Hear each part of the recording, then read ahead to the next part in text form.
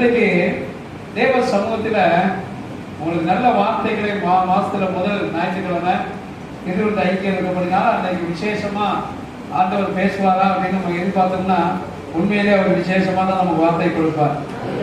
அல்லேலூயா, அல்லேலூயா. சரி, இன்னைக்கு நம்ம பார்க்கும்போது தலையான கல் என்னதுங்க? தலையான சத்தமா சொல்லுங்க எல்லாருமே. என்ன பேச மாட்டேங்க, சொல்லுங்க சத்தமா. யார் பேசினாங்கன்னே தெரியல. இன்னும் சத்தமா சொல்லுங்க பார்ப்போம். இப்ப தள்ளாளுக்கல்ல தலையான கல் சொல்லுங்க பார்ப்போம். ஆமா, ஏதோ ஒரு கல் இருக்குது நம்மள என்ன செய்யுது? தடுக்குது. அழகா சொல்றீங்க. என்னதுங்க? தடுக்குது. உள்ளத்து நிறைவு என்ன செய்யுது? வாய் பேசுது, தடுக்குது. ஏதோ ஒண்ணு தடுக்குது. என்ன செய்யறது, என்ன பண்றது? நேரத்துக்கு கிளம்ப முடியல, நேரத்துக்கு வர முடியல, எங்க போனாலும் அங்கே நின்றுறோம். இதனால என்ன பண்ணுது? வீட்டுக்கு நேரத்துக்கு வர முடியல, போக முடியல சொல்லி ஏதோ ஒண்ணு என்ன செய்யுது? தடுக்குது. கர்த்தருக்கு ஸ்தோத்திரம். அல்லேலூயா. சரி, இன்னைக்கு பார்க்கிற ஒரு விஷயம் என்னன்னு சொன்னால், நம்ம ஆவிக்குரிய வாழ்க்கையில நிச்சயமான அந்தரங்க காரியத்துல ஜெயித்தே ஆகணும். ஒரு அல்லேலூயா சொல்லுவாங்க. வெளிப்படையா நம்ம எல்லாரும் மத்தியிலையும் நம்ம ஜெயித்தது மாதிரி வாழ்ந்து கொண்டு இருக்கிறோம். எப்படிங்க? வெளிப்படையா நம்ம பார்த்தோம்னு சொல்லுங்களேன், நம்ம எல்லாவற்றிலும் ஜெயித்தது மாதிரி நம்ம காட்டிட்டு இருக்கோம். ஆனால் இந்த நாட்களில நம்முடைய ஆவிக்குரிய வாழ்க்கையிலே ஒரு தலையான கல் இருக்கு. அந்த தலையான கல்லை ஜெயிக்கும் போதுதான் தேவனுடைய மகிமையும் தேவனுடைய நித்திய ஜீவனை நாம் பெற முடியும். நான் அடிக்கடி சொல்லுவேன், நம்ம எதுக்காக வாழக்கூடிய ஒரு நித்திய ஜீவனுக்காக. என்னதுங்க? நித்திய ஜீவனுக்காக நம்ம வாழணும். நம்ம இந்த வாழ்க்கை எப்படி வேணாலும் நான் அடிக்கடி சொல்லுவேன், மரணம் என்பது ஒரு வளைவு. மரணம் என்பது என்னது? ஒரு வளைவான பாதை. அவ்வளவுதான். நம்ம செத்துட்டோம்னா அந்த வளைவான பாதை அப்படி திரும்பி போய் பார்த்தோம்னா நித்திய வாழ்க்கையை நம்ம காட்ட வச்சிருக்காரு. என்ன ஒண்ணு அங்கேயே காட்டுறோம். முதல் இந்த வாழ்க்கையில நாங்க சந்தோஷமா இருக்கணும் ஆண்டவரே, அப்புறம் பார்த்துருவோம். செத்த பிறகுலாம் நம்ம என்ன செய்வோம்? மனசு சொல்லும், இல்லைன்னு சொல்லல. ஆனாலும் வேதம் சொல்லுகிறது, நம்முடைய இன்னைக்கு தேவன் நம்ம ஆவிக்குரிய கண்களை திறக்க அவர் சுத்தம் வைத்திருக்கிறார். எத்தனை பேர் விசுவாசிக்கிறீங்க? அல்லேலூயா. சரி, நல்லா கவனிங்க. இந்த நாட்களில கொலோசியர் புத்தகம் 1ஆம் அதிகாரம் 9ஆம் வசனத்தை வந்து வாசிப்போம். எல்லாரும் எடுத்துக்கொள்வோம். கொலோசியர் புத்தகம் 1ஆம் அதிகாரம் 9வது வசனம்.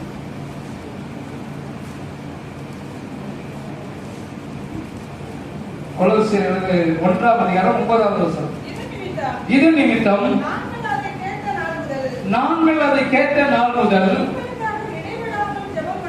உங்களுக்காக இடைவிடாமல் ஜெபம் பண்ணுகிறோம். நீங்கள் எல்லா ஞானத்தோடும் ஆவிக்குரிய விவேகத்தோடும் அவருடைய சித்தத்தை அறிகிற அறிவினாலே நிரப்பப்படவும் சகல விதமான நற்கிரியலுமாகிய கனிகளை தந்து தேவனை அறிகிற அறிவில் விருத்தி அடைந்து கர்த்தருக்கு பிரியம் உண்டாக அவருக்கு எப்படி நடக்கணுமா? நடந்து கொள்ளவும் சந்தோஷத்தோட கூடிய எல்லா பொறுமையோடும் நீடிய சாந்தமும் வல்லமையின்படியே எல்லா வல்லமையாலும் பலப்படுத்தவும் உங்களுக்காக நாங்கள் என்ன செய்கிறோம்? சத்தமா சொல்லுங்க பாப்போம். உங்களுக்காக நாங்கள் என்ன செய்யறோம்? வேண்டுதல் செய்கிறோம். நல்லா கவனிங்க. இந்த நாட்களில இந்த அதிகாரத்தை படிக்கும் போது அதுல அவ்வளவு பெரிய, நீங்க வீட்டை போய் அதை திரும்ப திரும்ப என்ன செய்யறீங்க? வசனத்தை வாசிங்க. எல்லாம் உங்களுக்காக நாங்கள் என்ன செய்யறோம்? வேண்டுதல். நாங்கள் கேள்விப்பட்ட நாட்கள் முதல் உங்களை குறித்து என்னைக்கு நான் பார்த்தேனோ கேட்டேனோ, நீங்க ஆலயத்துக்கு வந்த தொடங்கின நாள் முதல் கொண்டு உங்களுக்காகவும் உங்கள் குடும்பத்துக்காகவும் நாங்கள் என்ன செஞ்சுட்டு இருக்கோம்? வேண்டுதல் செய்கிறோம். அல்லேலூயா, அல்லேலூயா. என்ன சத்தம் சொல்லலாமே? அல்லேலூயா. அப்ப வேண்டுதல் செய்கிற ஒரு காரியம் இங்க பார்க்கிறோம். நம்ம வருஷமா நான் பார்க்கும்போது இன்னைக்கு ஒரு ஜெபத்தை குறித்து வேண்டுதலை குறித்து சொல்லிக் கொடுக்க விரும்புகிறேன். நல்லா கவனிங்க. பழக்கப்பட்ட வேண்டுதல், வழக்கமான வேண்டுதல். எப்படிங்க? பழக்கப்பட்ட, இப்படியே வச்சுக்கணும், பழக்கப்பட்ட ஜெபம், வழக்கமான ஜெபம். இன்னைக்கு நம்ம எதை செய்ய போறோம்ன்றது தான் உறுதிப்படுத்த போறோம். பார்ப்போம். இல்லையா? உங்களை பத்தி ஆண்டவர் எதிர்பார்க்க ஒரு காரியம், உங்களுக்காக வேண்டுதல் செய்ய தேவன் எனக்கு கொடுத்த ஜெபத்தை நீங்க உங்களுக்கு சொல்லிக் கொடுக்க போறேன். அந்த ஜெபத்தை நீங்கள் பழக்கப்பட்டு செய்றீங்களா இல்ல வழக்கமா செய்றீங்களான்னு தான் இன்னைக்கு கேள்வி. இல்லையா? இப்ப நம்ம செய்யறதெல்லாம் பழக்கப்பட்ட ஜெபமா வழக்கமான ஜெபமா? கொஞ்சம் பேசலாம். நீங்க இப்ப நம்ம வீடுகளை செய்யணும், சபைகளை செய்யறோம், இது பழக்கப்பட்ட ஜெபமா இல்ல வழக்கமான ஜெபமா? சத்தமா சொல்லுங்கள. இப்ப நம்ம செய்யற ஜெபம்லாம் அது பழக்கப்பட்டதா இல்ல வழக்கமானதா? ஒன்னும் புரியல. ரெண்டா சத்தமா சொல்லி பாப்பா.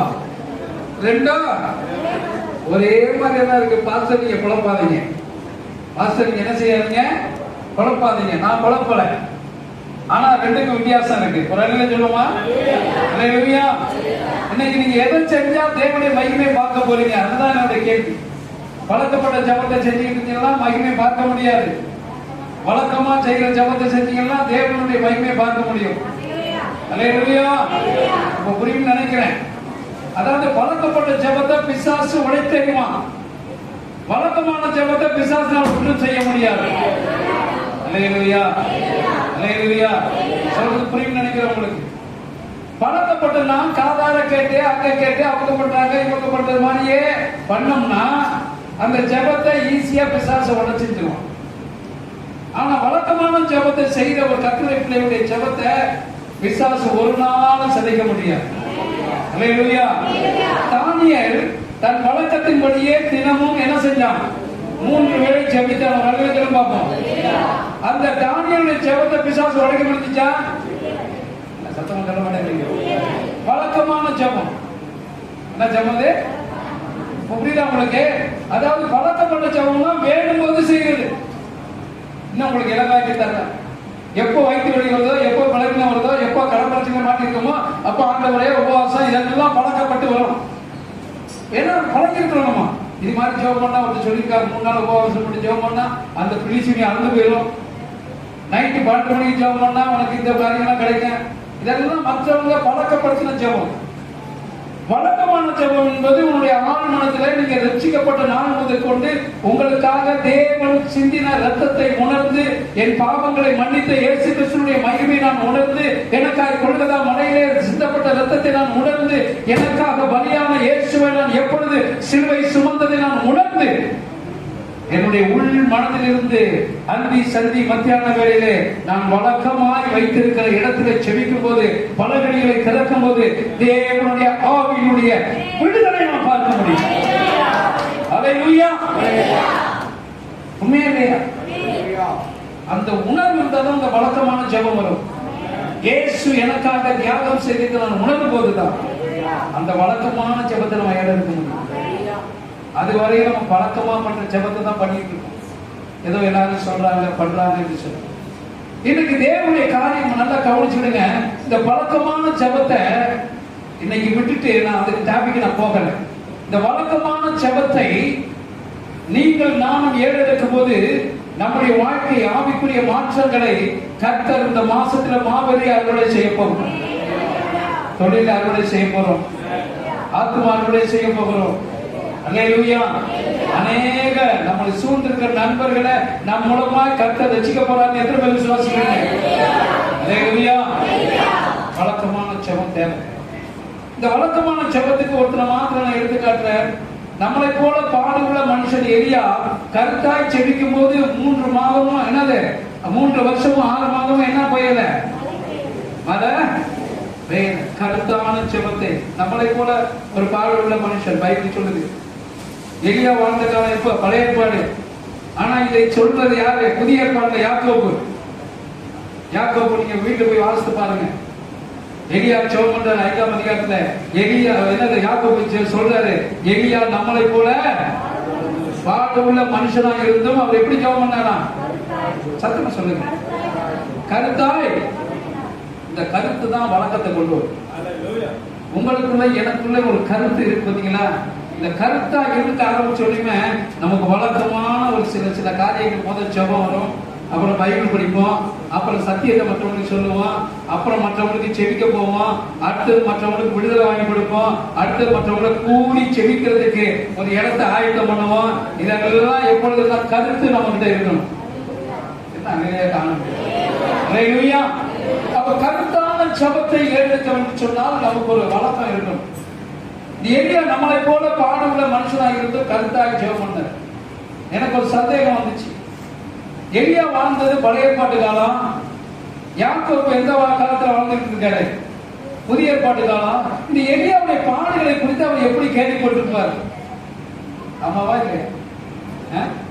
ஒரு காரியம் உங்களுக்கு தெரியணும்னா, பழைய ஏற்பாட்டு காலத்துல வாழ்ந்தவனை பத்தி நான் இப்ப பேசுறேன்னா அப்ப யாரும் எனக்கு சொல்லியிருப்பா? இல்லையா? ஒரு விஷயத்தை நான் சொன்ன போது உங்களுக்கு கேட்பாங்க, இந்த விஷயத்தை யார் உங்களுக்கு சொன்ன? கேட்பீங்களா கேட்க மாட்டீங்களா? அது மாதிரி எனக்குள்ள ஒரு கேள்வி வந்துச்சு, இந்த யாக்கோபுக்கு யாரு சொல்லியிருப்பா எலியா பாடுள்ள மனுஷன்? நம்ம நினைச்சோம்னா எலியா எப்படிப்பட்ட மனுஷன்? அற்புதங்களை செய்கிறவன், யோர்தானை பிளந்தவன், எலும்பு கூடுதல் வார்த்தையை சொல்லும் போது உயிரிழந்துச்சு. இல்லையா? அப்பவும் என்னையும் என்னாச்சு கொஞ்சிக்கிட்டு வந்துச்சு. எலியா பத்தி நமக்கு தெரிஞ்சதெல்லாம் மறந்து உயிரோடு எழுப்பினவன். இதுதான் நமக்கு தெரியுமே தவிர அவனுடைய பாடுகளை குறித்து நமக்கு என்னல்ல தெரியுமா? உங்களுக்கு பைபிள் படிக்கும் போது எதுவும் பார்த்துருக்கீங்களா? நல்லா பேசுங்க. அல்லேலூயா, அல்லேலூயா. அப்பதான் மத்தேயு 17ஆம் அதிகாரத்துல இதுக்கான பதில், எனக்கு இதுக்கான கேள்விக்கு அங்கதான் வந்துச்சு. மத்தேயு 17ல எல்லாரும் எடுத்துக்கிட்டுங்க. அங்க 3 பேர் ஆண்டவர் கூட்டிட்டு மலைக்கு மேல ஏறுவார். அந்த பரலோகத்துல வந்து 2 பேர் இறங்குவாங்க. இப்ப புரியும் பாருங்க, யாக்கோபுக்கு யார் எலியா பாடுள்ள மனுஷன் சொன்னது பதில் உங்களுக்கு கிடைக்கும். எடுத்துட்டீங்களா? மத்தேயு 14ஆம் அதிகாரத்துல இயேசு என்ன செஞ்சாரு? பேதுரு, யாக்கோபு, யோவானை கூட்டிட்டு என்ன செஞ்சாரு? மலைக்கு மேல் இருக்க அவசரம் இருக்கா? என்ன பாடி பாத்துட்டு இருக்கீங்க? மத்தேயு 14ஆம் அதிகாரத்துல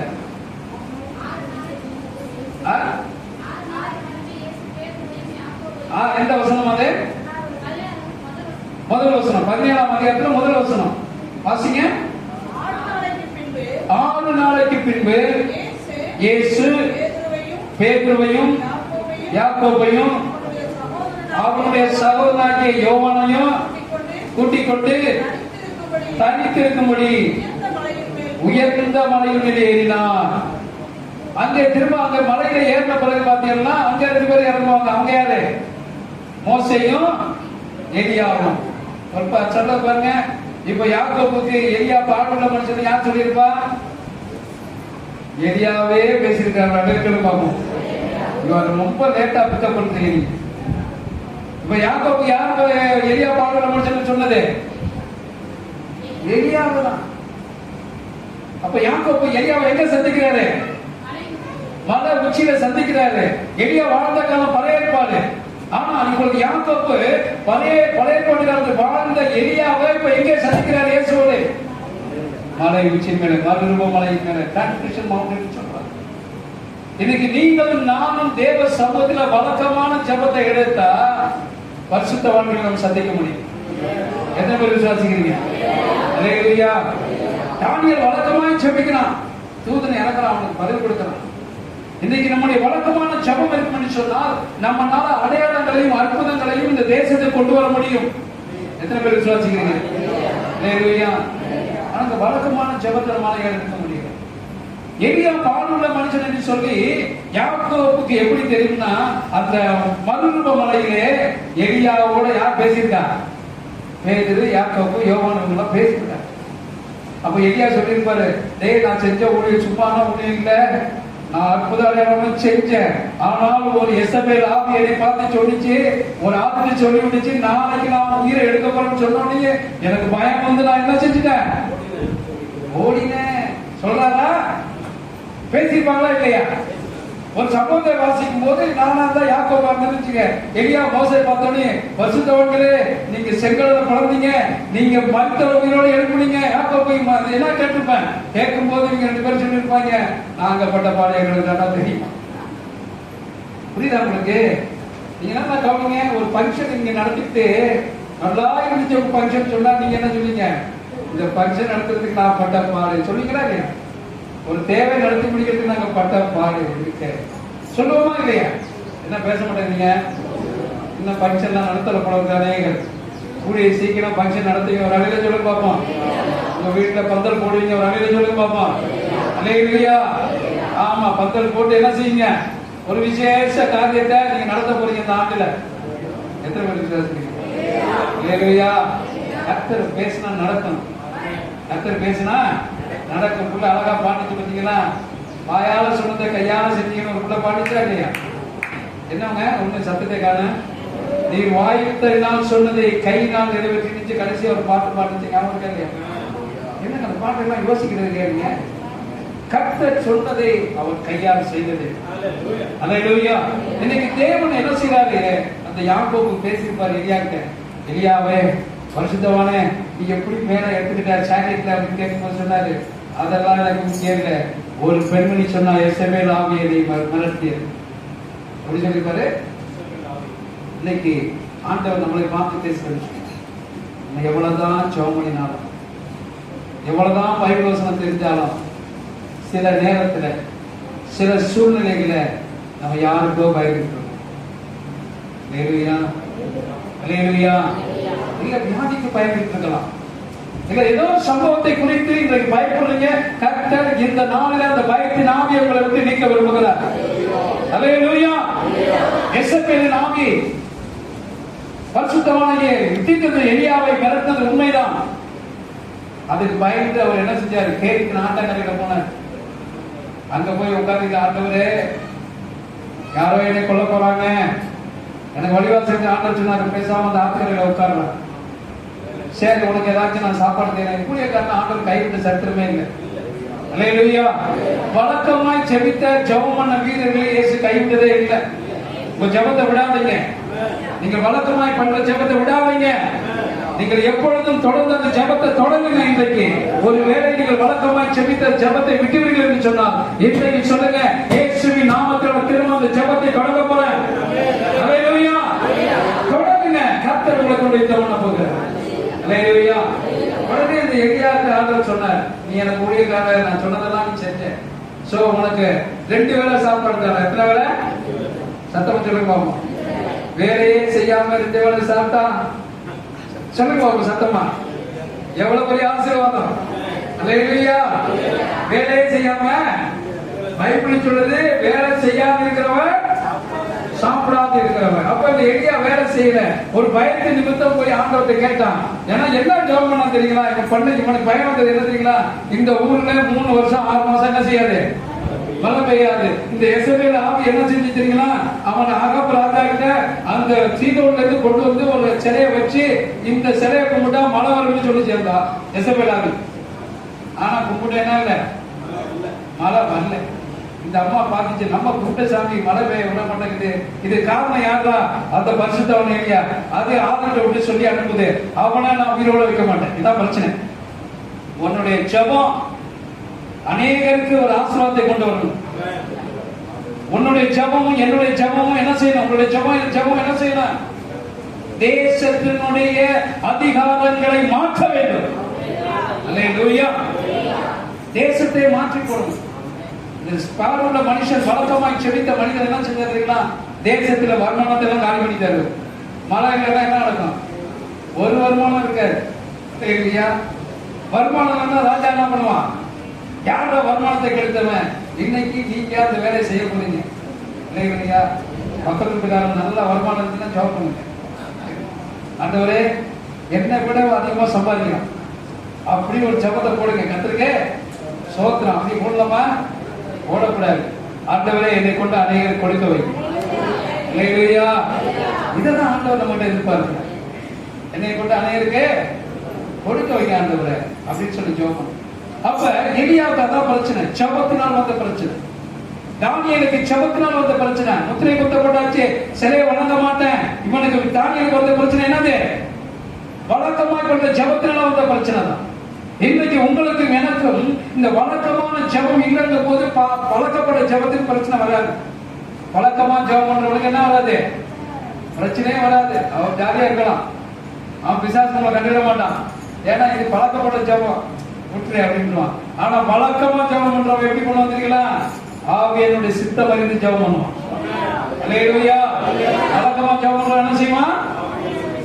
இயேசுவோட சித்தம் அறிஞ்சு காலையில 4 மணிக்கு முழங்கால் படித்து பட்டணத்துக்காகவும் தன்னுடைய இனத்துக்காகவும் தன்னுடைய ஜனத்துக்காகவும் தன்னுடைய அழிந்து போற ஆத்துமாக்களுக்காக அவன் கரங்களை உயர்த்தி தேவ சமூகத்தில் பரலோகத்துக்கு நேராக ஜெபிக்கப்படும் போது தேவனுடைய மகிமை அந்த பட்டணத்தை அவனால இறக்க முடியும்.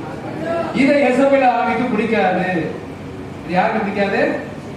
அதனாலதான் நம்மளை சில நேரத்தில் செபிக்கிறவங்களுக்கு ஒரு பயம் வரும், ஒரு இழப்புகள் வரும், ஒரு போராட்டங்கள் வரும், ஒரு யுத்தங்கள் வரும். ஆண்டவர் சொன்னார், நீ கேரித்து நாட்டாங்கல்ல போ, நான் உன்னை 2 வேளை போஷிக்க போறேன். ஒரு அகையில சொல்ல பார்ப்போம். எத்தனை வேளை? 2 வேளை. யாரை கொண்டு? அவளுக்கு தான் தெரியலாம். எதை கொண்டு? காகத்தை கொண்டு. காக்கா இருக்கிறத பச்சிட்டு போகும்போது கூட கொண்டாந்து இருக்காரு. காக்கா என்ன செய்யும்? வெளியில பிள்ளைகளை கையில இறந்து கொடுங்க, டக்குனு கூட்டிட்டு போயிடும். அவ்வளவு தைரியம் காக்காவுக்கு. ஆனா ஆண்டவர் சொன்னாரு, நீ கொடுக்குறவனை வச்சுதான் உனக்கு ஆசீர்வாதம். உனக்கிட்ட இருந்து எடுக்கணும்னு நினைக்கிற எசபேல் வச்சுட்டா ஆசீர்வாதம். ஒரு ஊழியக்காரர் சொன்னாரு, ரொம்ப சந்தோஷமா இருந்துச்சு. ஆண்டவரே எனக்கு ஆத்மா தாக்கும் ஜெபம் பண்ணாரு. இந்த ஊர்ல உள்ள பேய்கள்லாம் ஆலயத்துக்கு வரணும்னு ஜெபம் பண்ணுங்க அப்படின்னா என்னன்னு கேட்டேன். அப்ப அவர் சொன்னாரு, அவனை வாடான்னு கூப்பிட்டா நான் இந்த குளத்துல பிறந்தவன், கோத்தத்துல பிறந்தவன் ஆலயத்துக்கு வரமாட்டான். நான் இப்படிப்பட்ட அந்தஸ்துல இருக்கிற வரமாட்டேன்னு சொல்லுவான். இப்படி எல்லாம் ஒவ்வொருத்தன் நான் படிச்சவன் வரமாட்டேன்னு சொல்லுவான். ஏன் அவனை நம்ம கூப்பிட்டு அவனுக்குள்ள இந்த பேயெல்லாம் வாங்க கூப்பிட்டா அவன் எங்க வந்தாங்க?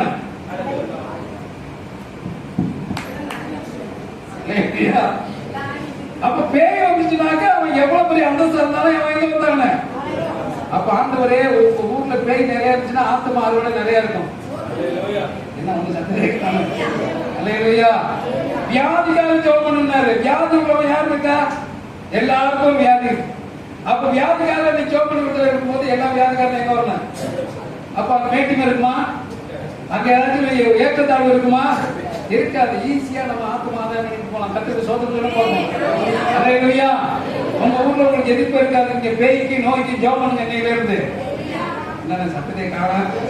அல்லேலூயா. நல்ல அவசரம் இருக்குல்ல நம்ம தெருக்கல்ல. ஆண்டவரே நான் பேய்க்கு நோய்க்கு ஜெபம் பண்ணும்போது கர்த்தர் உங்களை வல்லமையா பயன்படுத்துவார். அல்லேலூயா. ஒரு அகலிய மகிமையா வரணும். அல்லேலூயா. கர்த்தருடைய பிள்ளைகளாகிய வழக்கமாய் செபித்தவனுக்கு எப்பொழுதுமே ஒரு பயத்தை பிசாசு கொண்டு வர விரும்புவான். எசபேலின் ஆவியை அனுப்புவான் அவங்களுக்கு. அப்பொழுது ஆண்டவர் பார்த்தார், என் தாசனாகிய எலியாவை அவர் என்ன செஞ்சாரு? கேரிட்டு ஆச்சாரங்க 2 வேளை கொடுத்து போச்சுட்டார்.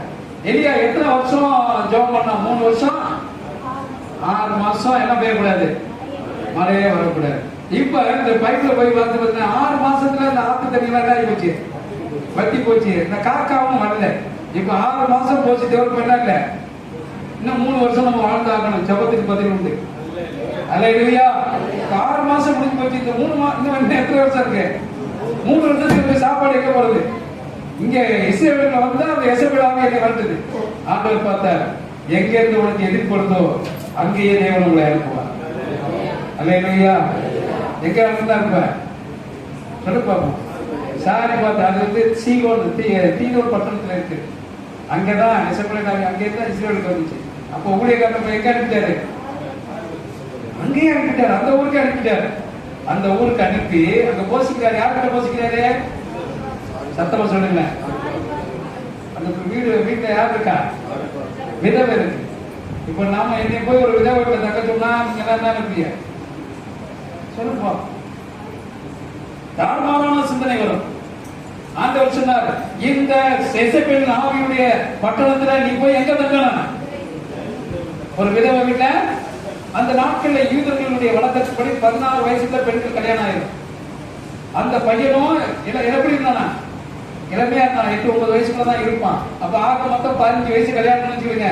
அந்த பையனுக்கு 10 வயசுன்னு வச்சுக்கிடுங்க. ஆக மொத்தம் அந்த இளம் பெண் எத்தனை வயசுக்குள்ள இருக்கும்? 30 வயசுன்னு வச்சுக்கிடுவோம். ஒரு கணக்கு தான். என்னதுங்க? 30 வயசு. அந்த இளம் பெண்ணை வீட்டுல போய் ஆண்டவர் தங்க சொல்ற. ஊழியக்காரன் எந்த ஒரு கர்த்தருடைய ஆவியான உங்களோடு பேசினா அதுக்கு கீழ்ப்படி. அல்லேலூயா. கீழ்ப்படிந்த பிறகு அந்த நான் வேகமா நான் பாடுறேன்.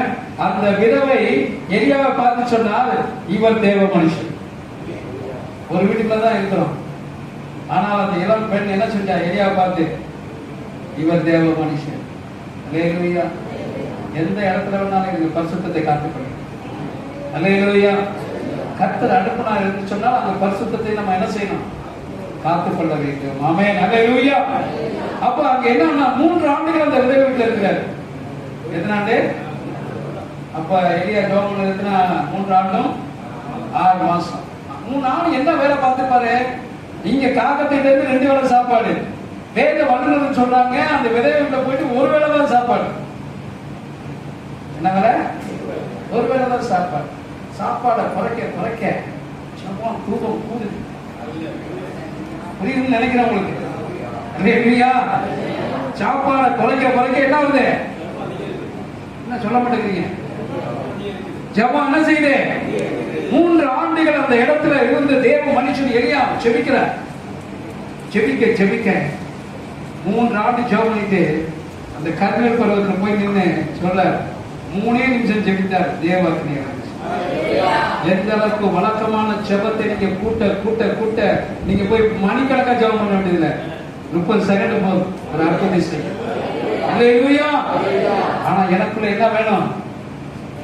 வழக்கமான ஜெபம். என்ன வேணும்? வழக்கமான ஜெபம். முழங்கால் படிக்கிறோமா? இன்னைக்கு சுருக்கமா உங்களுக்கு ஒன்னே ஒன்று தான் சொல்லி கொடுத்துருக்காரு. பழக்கப்பட்ட ஜெபம் வேண்டாம். ஏதோ ஏனந்தாலும் அவங்க கேட்டதெல்லாம் வேண்டாம். சத்ரு உடைக்கும். வழக்கமான ஜெபத்தை ஏறெடுக்க கர்த்தர் விரும்புகிறார். நான் சுருக்கமா உங்களுக்கு ஒரு பாயிண்ட் தான் பேசியிருக்கிறேன்.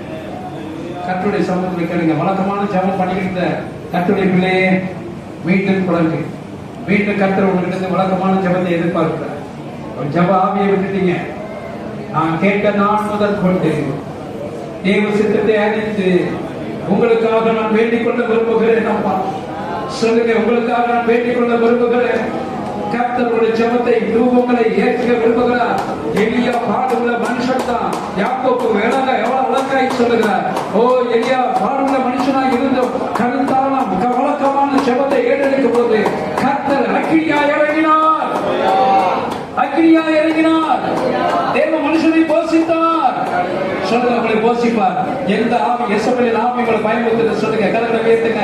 ஆண்டவர் சமூகத்தில், ஆண்டவரே, இப்படிப்பட்ட பயத்துல நான் வாழ்ந்துகிட்டு இருக்கேன். இன்றைக்கு ஆவியானவர் சொல்லுகிறார், உங்கள் பயத்தின் ஆவி உங்களை விட்டு நீங்கபடியா நான் ஜெபிக்க போறேன். எந்த ஆவி உங்களை மிரட்டுது? வியாதியின் ஆவியா? பொருளாதாரத்தின் ஆவியா? சொல்லுங்க, ஆண்டவரே, என்னுடைய மன சோர்வின் ஆவிகளை கர்த்தர் இந்த வேளையிலே அந்த எசபேலின் ஆவியை போய் என்று நான் ஜெபிக்கிறேன். எஸ், கரங்களை உயர்த்தி நல்ல சத்தமா சோதனை பண்றாங்க. சொல்லுங்க,